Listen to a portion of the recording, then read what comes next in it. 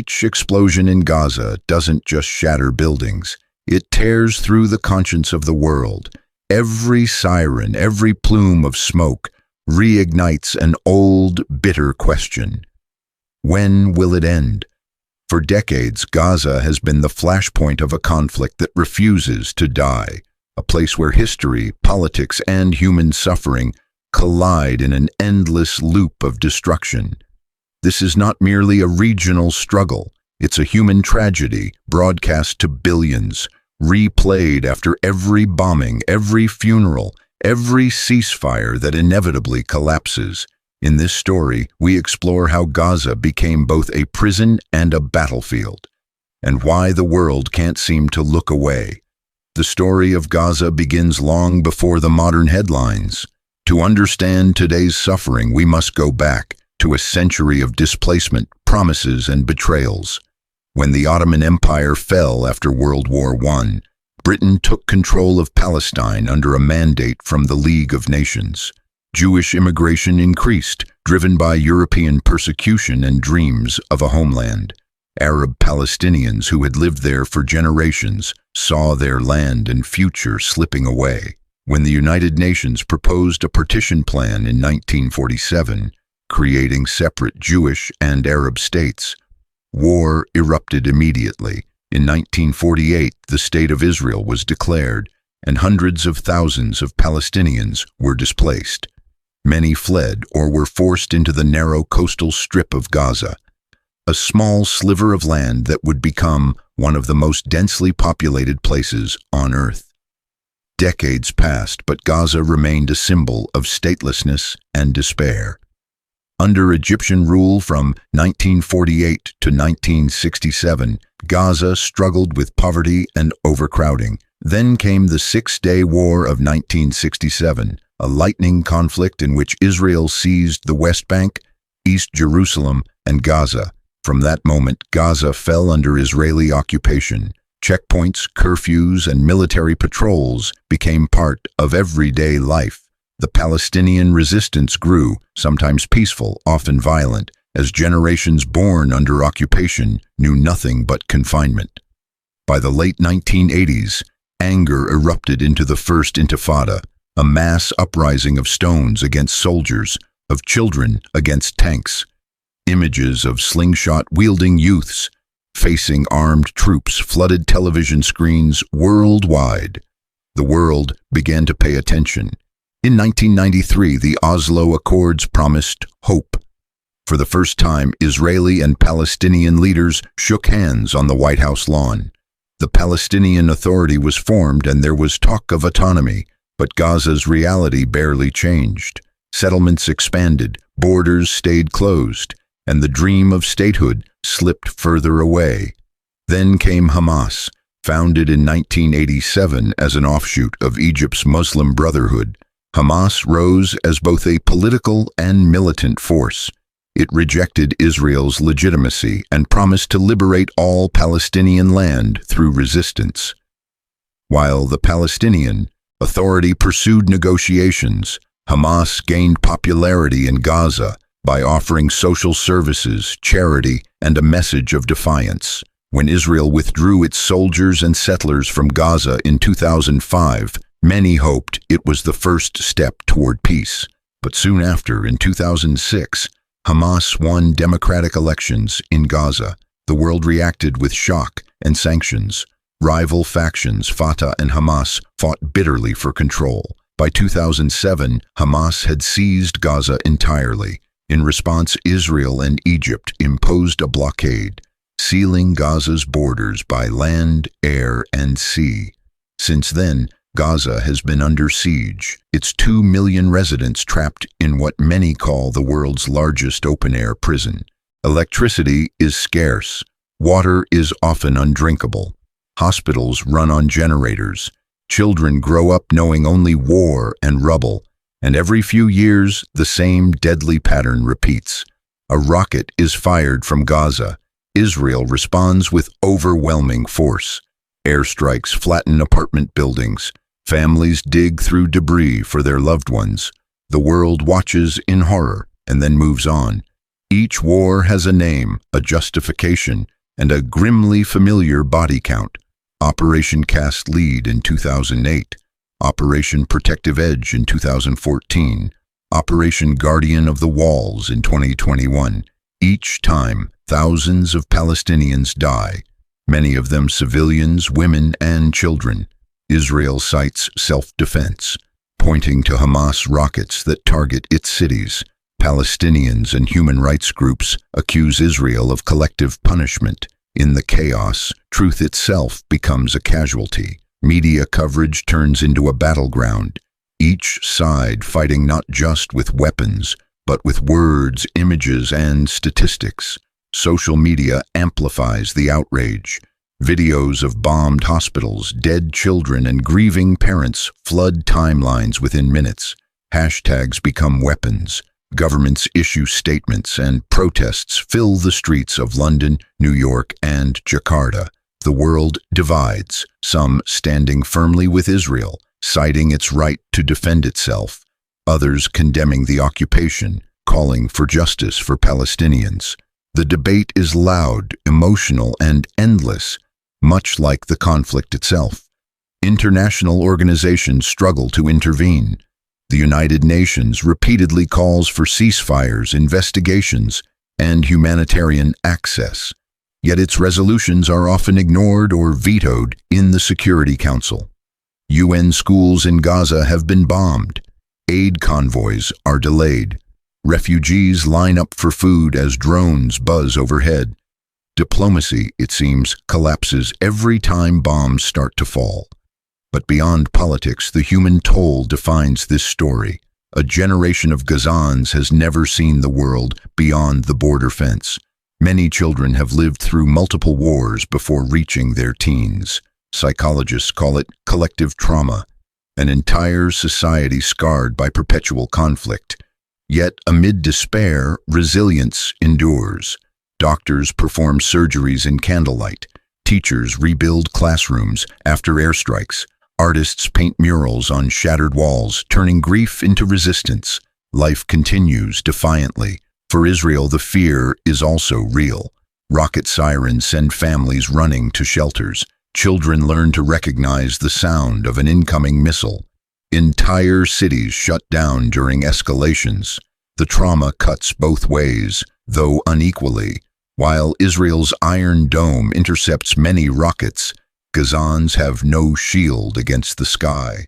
The imbalance of power between one of the world's most advanced militaries and an impoverished enclave fuels the outrage that spreads across continents.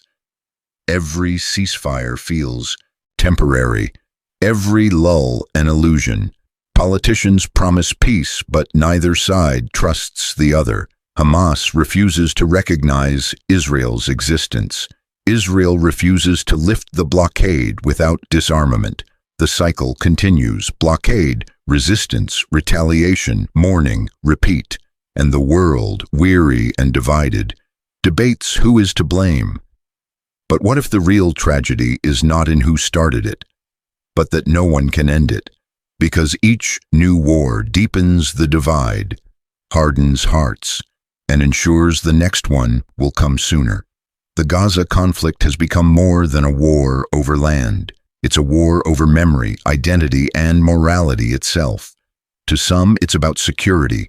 To others, liberation. To most, it's a nightmare that won't end.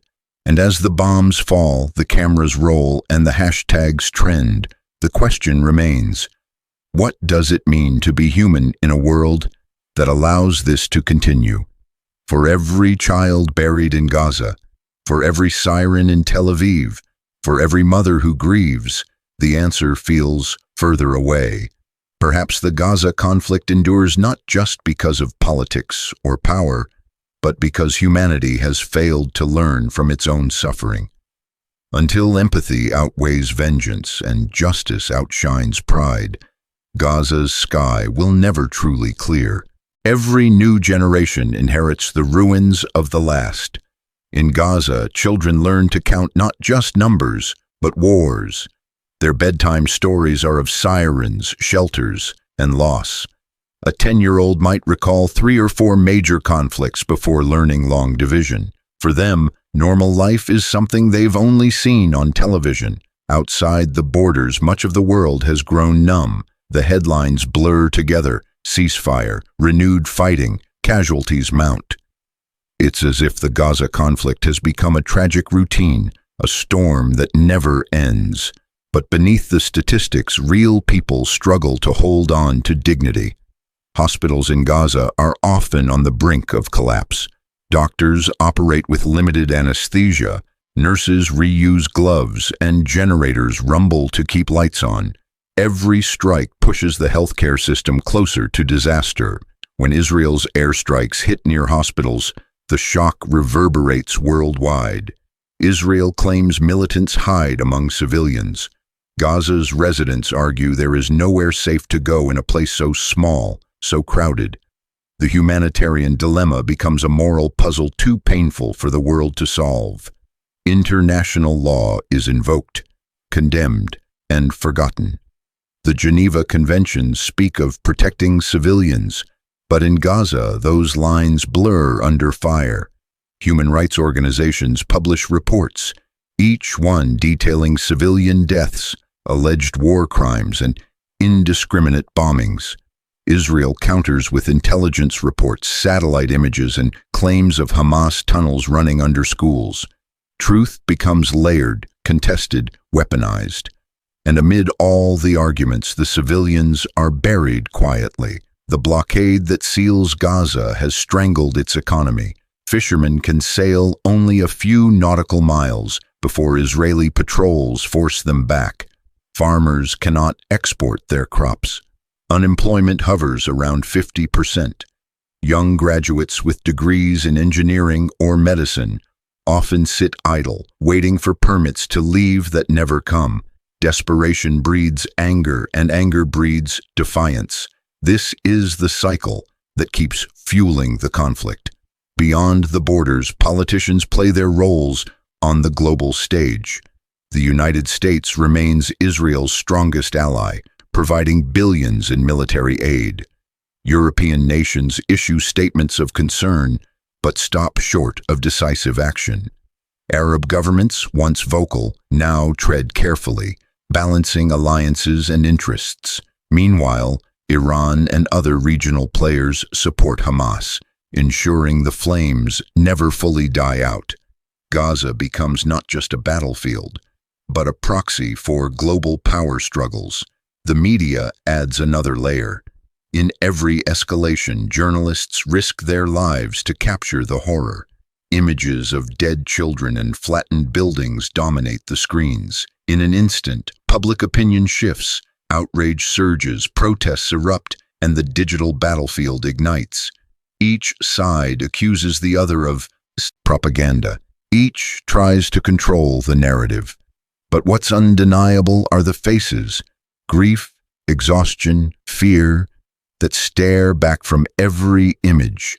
In refugee camps, generations live with keys to homes they may never see again. Those keys, rusted, symbolic, are passed down like family heirlooms. They represent not just property, but identity, belonging, and loss.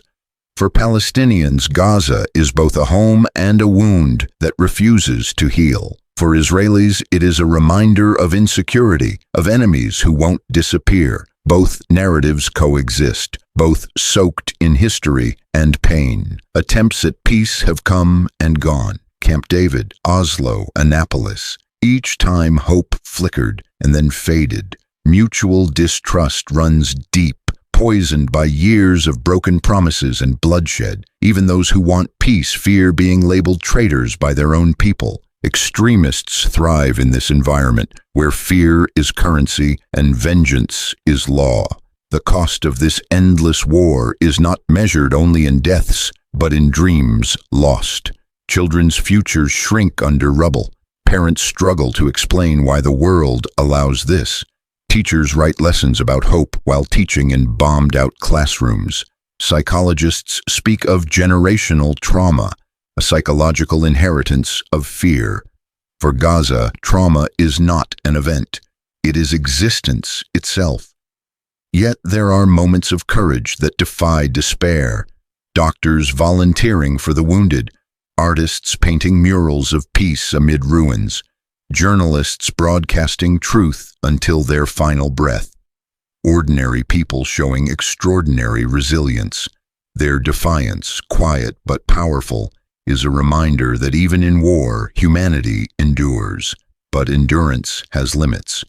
When bombs fall again, as they always do, everything resets. Families who just rebuilt their homes lose them again. Children who learn to laugh forget how. And the world repeats its chorus of condemnations and calls for restraint. Then silence returns until the next explosion. The Gaza conflict is not simply a geopolitical struggle. It's a mirror reflecting humanity's failure to resolve its deepest divisions. Religion, politics, power, all have played their parts.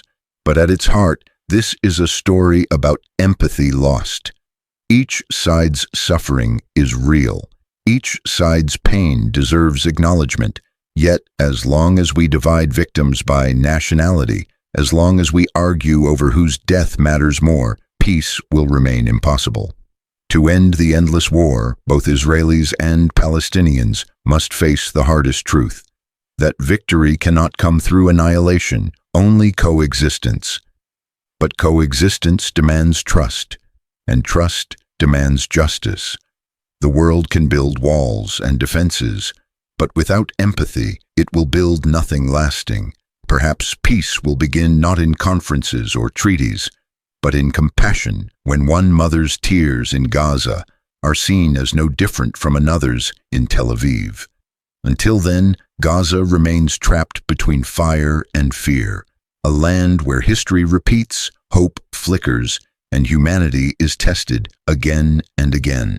And so, the question lingers: how many more wars will it take for the world to finally say, enough? Even years after the formal end of military operations, the social and political wounds of Iraq remained raw. Communities that had once thrived under Saddam Hussein were now fractured along sectarian lines. The Sunni minority, once dominant in government and military positions, found itself marginalized, fueling resentment and a sense of betrayal. The Shia majority, long oppressed, struggled to assert authority without igniting violence. Kurdish regions in the north gained de facto autonomy, but tensions with Baghdad simmered beneath the surface. The very fabric of Iraq's national identity was torn. Education suffered immensely, schools were damaged or destroyed, and teachers fled the violence. Generations of Iraqi children grew up learning in overcrowded classrooms or makeshift tents. Literacy rates and academic achievement declined. Opportunities for upward mobility became scarce. Youth, frustrated and disillusioned, were susceptible to recruitment by militias and extremist groups. This perpetuated a cycle of instability that no foreign power could easily fix. The war also profoundly changed the U.S. military. Lessons learned in Iraq reshaped training, strategy, and doctrine for decades. Counterinsurgency became central to military planning, and the concept of hearts and minds gained renewed importance. Yet the human cost remained staggering. Post-traumatic stress disorder afflicted tens of thousands of veterans. Many struggled to reintegrate into civilian life, haunted by memories of combat, death, and moral dilemmas. Suicide rates among veterans climbed, reflecting the invisible wounds of war. Families were affected as well, coping with loss, disability, and long-term trauma. On the global stage, the Iraq War became a symbol of what unchecked power could produce. Allies who had supported the invasion faced domestic backlash. Those who had opposed it were vindicated, but too late to prevent the immediate consequences. International institutions, particularly the United Nations, were weakened as their authority was circumvented. The war demonstrated that powerful nations could act unilaterally when they deemed it necessary, often at the expense of multilateral norms. The media, too, faced a reckoning. Many journalists had initially reported the administration's claims without sufficient skepticism. The concept of embedded reporting raised questions about objectivity and independence. In response, investigative journalism surged in prominence, uncovering corruption, mismanagement, and the true human cost of conflict. Documentaries, books, and exposés chronicled the experiences of both soldiers and civilians, creating a historical record that was more nuanced than initial headlines. Economically, Iraq was devastated. Infrastructure collapsed, oil production fluctuated, and unemployment soared. Foreign companies profited from contracts for reconstruction, but much of the population saw little benefit. The Iraqi economy became highly dependent on oil exports, making it vulnerable to price fluctuations and political manipulation. Poverty and inequality fueled unrest and created fertile ground for extremist ideologies. Even today, Iraq continues to struggle with economic instability rooted in the war's destruction. Culturally, Iraqis endured an assault on their heritage. Historical sites, mosques, libraries, and museums were damaged or looted. Ancient artifacts disappeared into black markets, erasing parts of a civilization that had existed for thousands of years. This cultural destruction compounded the psychological toll of war, stripping Iraqis not only of their present, but of the tangible reminders of their past. The war's effects were not confined to Iraq alone. It shaped global security policy for decades. The United States became more cautious in its interventions, wary of repeating the mistakes of Iraq. The war contributed to a rise in isolationist sentiment, influencing elections and foreign policy debates. It also altered alliances and geopolitical calculations. Nations weighed the risks of challenging U.S. policy, knowing that intelligence could be manipulated and outcomes unpredictable. Terrorism, too, evolved as a result of Iraq. Al-Qaeda in Iraq, which later morphed into ISIS, capitalized on the power vacuum and sectarian tensions. The group spread terror both within Iraq and abroad, committing atrocities that shocked the world. Counterterrorism became a global priority, with coalitions of nations coordinating intelligence, surveillance, and military actions. Yet the roots of extremism were deeply intertwined with the consequences of the invasion itself, illustrating the unintended effects of foreign intervention. Within the United States, political and social trust eroded. Citizens questioned the government's honesty and competence. The phrase, "weapons of mass destruction," became synonymous with deception. Elections and public debates were colored by skepticism toward official statements.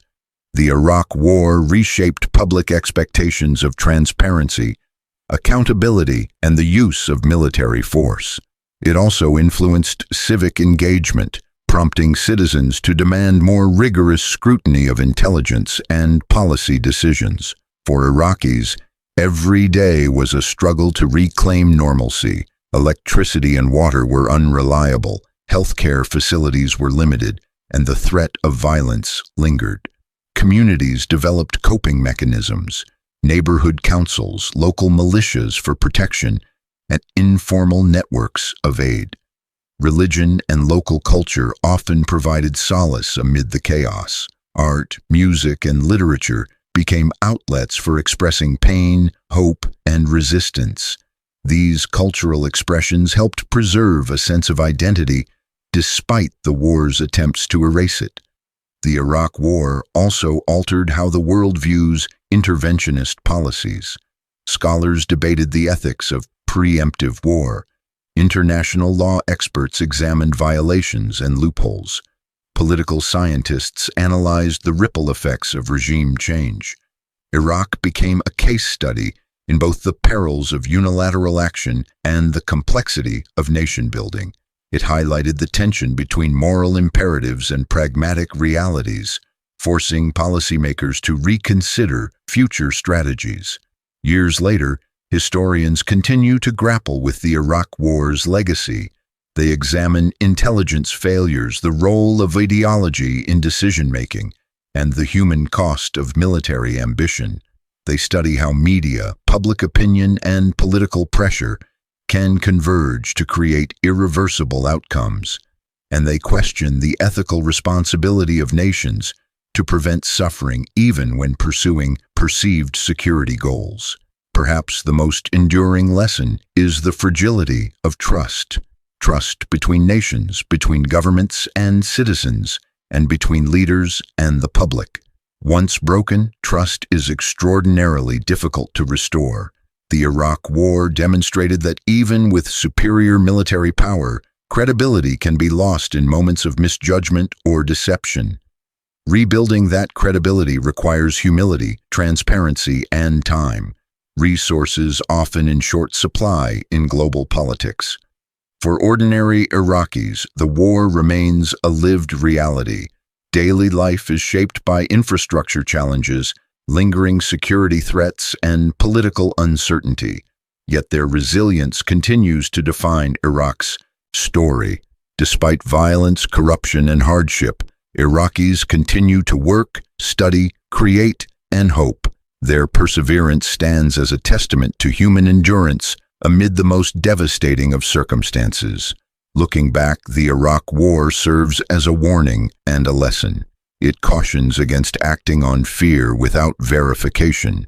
It underscores the consequences of ideological certainty, overriding careful deliberation, and it highlights the human, political, and cultural costs of military interventions conducted without long-term planning.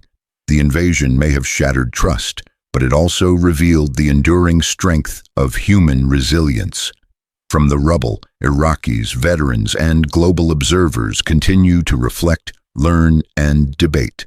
The war's shadow stretches across decades, reminding the world that actions taken in haste can reverberate for generations. History will judge the Iraq War not only by its battles and casualties, but by its impact on trust, morality, and the human spirit. Even now, the echoes of 2003 reverberate in policy decisions, public debates, and collective memory. The war's story is far from closed. It continues to shape international relations, military doctrine, and civic consciousness.